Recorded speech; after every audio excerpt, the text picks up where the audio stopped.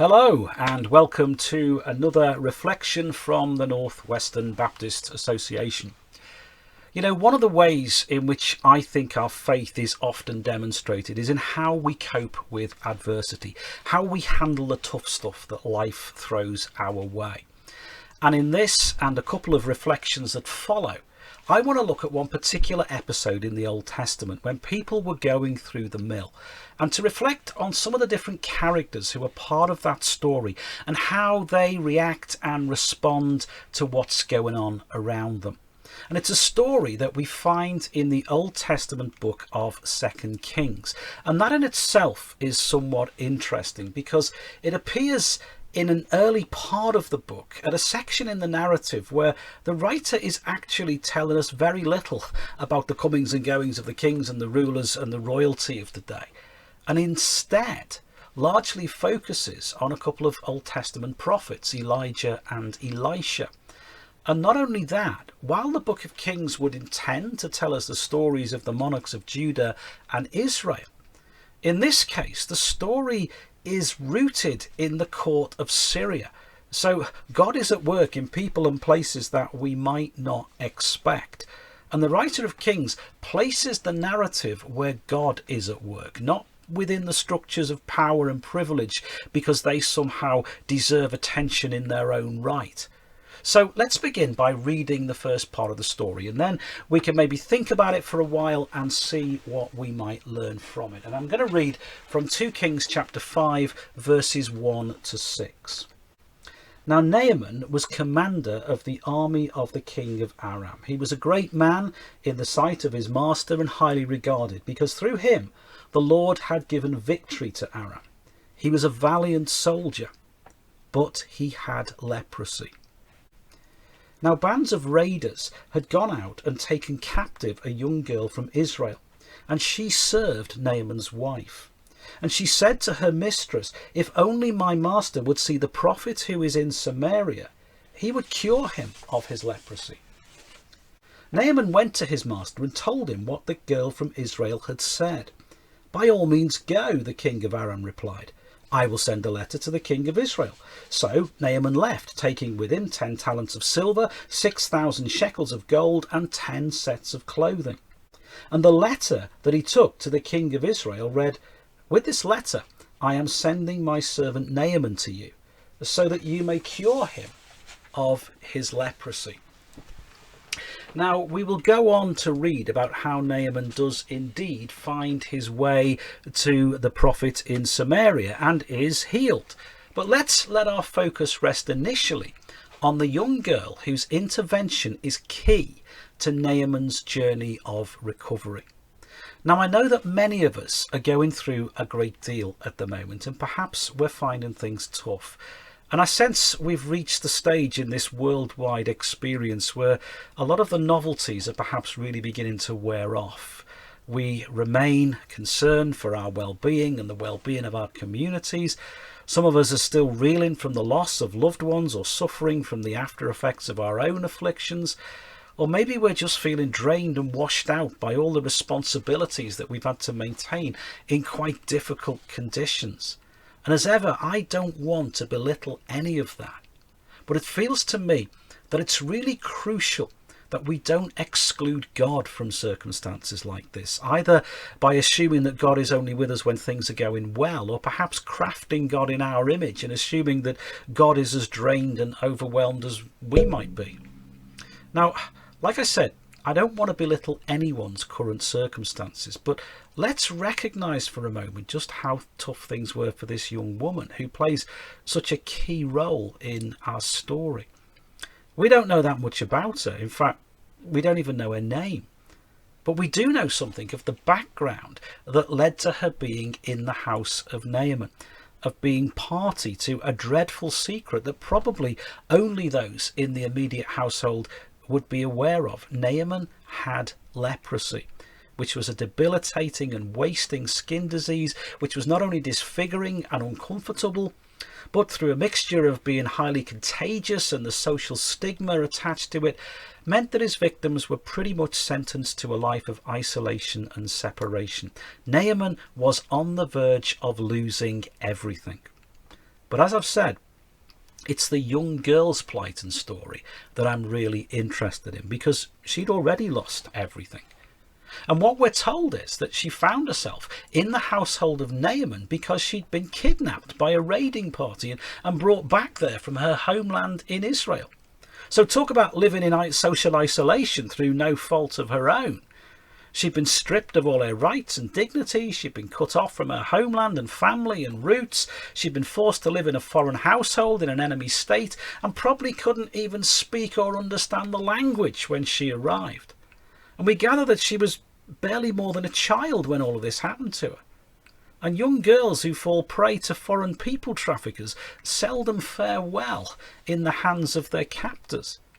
So put yourself in her shoes for a few moments. Try to imagine what life must have been like for her. If you're of my generation, perhaps imagine that she was your daughter and how you might feel about what had happened to her. How might you feel about an influential leader who seemed quite content to benefit from imposed slavery and people trafficking? And how might she have felt about God? Where is God, you might well ask, in such a dreadful catalogue of circumstances? And if I'm honest, I doubt if any of us are going through much that would match what she was going through. But events do take their toll on us. They wear us down, and they can leave us in a very low and troubling place. But somehow, this young woman found the resolve not only to cope with her circumstances, but to actually become an agent for good in the midst of them. So perhaps if we spend a few moments reflecting on her attitude and her experience, we might find some resources to help us through our own situation, however we might be experiencing that, or whatever its cause might be. As we look at this girl's story, there are three things about her that might be worth highlighting. The first is that she never gave up on herself. We don't know exactly who she was, except that she belonged to the community of God's people. But that would have surrounded her with narratives about God's goodness and God's grace. It would have informed her that she was no mere commodity to be trafficked and sold, but she was a child of God, part of a chosen people, a people who God had already rescued from a life of bondage and slavery. And that story of liberation defined her identity. And as part of God's people, she was part of a nation that was called to be a light to all peoples, a community that did not exploit and abuse those who belonged to it. But of course, her immediate circumstances told her something very different. She was a foreign slave in a powerful household. And as an attendant to Naaman's wife, she was probably well down in the pecking order of that household. And there's much about her situation that is systemically wrong. And just because the Bible doesn't address the injustice of her situation here, doesn't mean that it condones what happened. Our scriptures have plenty to say about injustice in other places.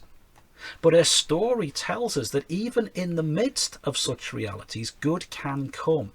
And there are many people in our world today whose dignity and identity has also become obscured by the injustices and abuses that have been inflicted on them.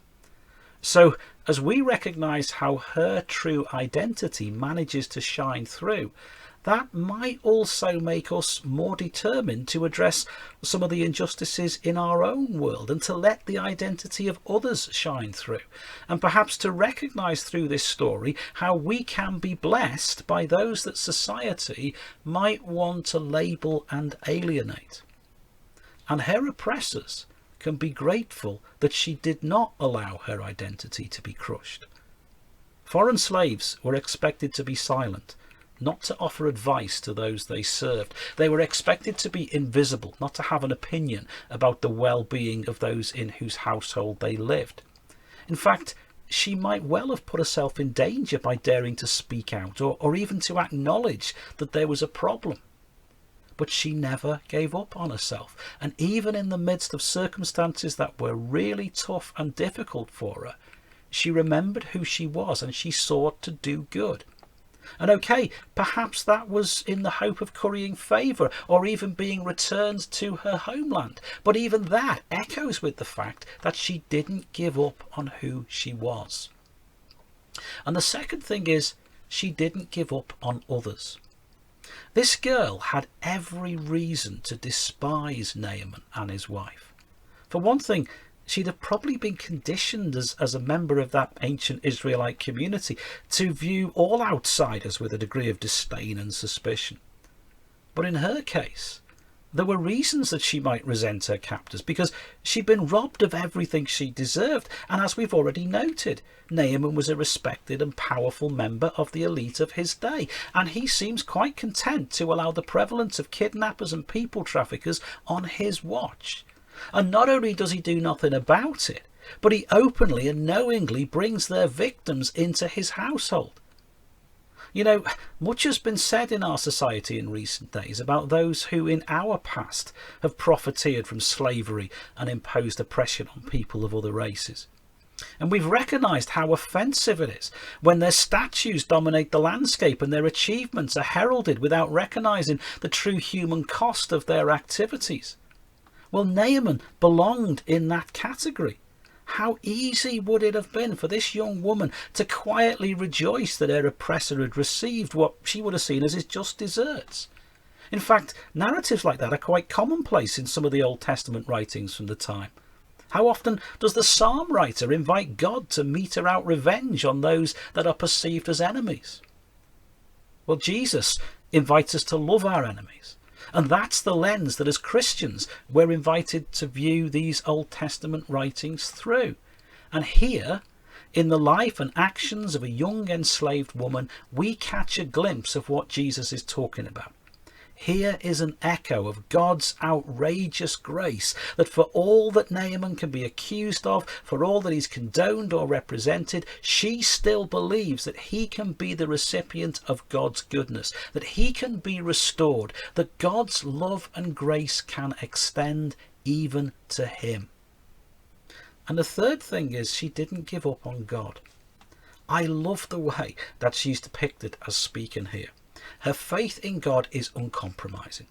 She doesn't suggest that he goes to see the prophet in the hope that maybe he can help, or offer him some words of comfort and prayer that might help him through his concerns and adversity. She just goes for it. If only my master would see the prophet who's in Samaria, he would cure him of his leprosy. That is some statement of faith. And I'd suggest that it's a brave statement of faith, because things might have become quite awkward for that young girl if the prophet had failed to deliver. And we don't know for certain, but I suspect that she maybe grew up in the shadow of Elisha the prophet's ministry. Perhaps she was directly impacted by one of those healings and miracles that the Book of Kings has earlier recounted, or maybe she's simply been surrounded by the stories of this amazing man. But she certainly knew who he was, and she had a confidence in him, and through that a confidence in God. And there is perhaps a question for us in that, about how we can build up that confidence in one another. And this was a confidence that was not dictated by her own circumstances. It would have been so easy for her to define God by what she was experiencing. And again, her faith flies in the face even of some of the narratives that the religious writers of the Old Testament generate. She doesn't feel abandoned by God because life has become difficult. She doesn't define God by her own circumstances. She holds fast to what she has clearly been brought up to believe about God. And rather than asking why God doesn't do something about her own situation, she enthusiastically encourages others to see what God can do about theirs. So I find this young, nameless, enslaved girl to be an absolute inspiration. And it doesn't leave me any less discontented about the circumstances she was in. In fact, it makes me even more determined to call them out as wrong where they prevail in our world. But I find her story an inspiration to challenge me to sustain my own faith in circumstances, and I hope that perhaps you find that too. So let me invite you to spend some time with her story. We'll be offering a couple more reflections on this whole episode, but for now, just stay with this young girl and find some time and space to read her story again. Maybe just try to step inside her shoes for a while and let these 3 statements speak to you. She didn't give up on herself. Circumstances may well be tough for you at the moment, but you don't have to be defined or consumed by them. What have you forgotten about yourself that you need to reclaim? What does God's word tell you about yourself that perhaps you need to rediscover? What might God be saying to you at the moment that you need to allow yourself to hear? What do you need to re-receive of that endless love that God has for you? And then don't give up on others. There will be those who have disappointed and hurt you, and perhaps having the space to think and reflect has caused you to revisit some of those hurts, and perhaps they've become even more amplified as they've been turned over again and again in your mind. Perhaps it's been their response to recent events that has generated some negative reactions to others. Don't become shackled by your disappointments. God's love is outrageously generous. Let yourself believe that God's love can really extend to everyone. And don't give up on God. God is God, the same yesterday, today, and forever. God is not defined by circumstances, and God's love and power is not defined by what we might be experiencing at the moment. Where you see signs of God's grace, pay attention to them and make them your focus. Let them define your understanding of everything else that's going on around you. And if you can't see these signs of goodness, God's goodness right now, accept that they're simply obscured, not absent. Seek the faith to believe that God has not changed. So, whatever life is throwing your way at the moment, don't give up on yourself, don't give up on others, and don't give up on God. Thanks for listening.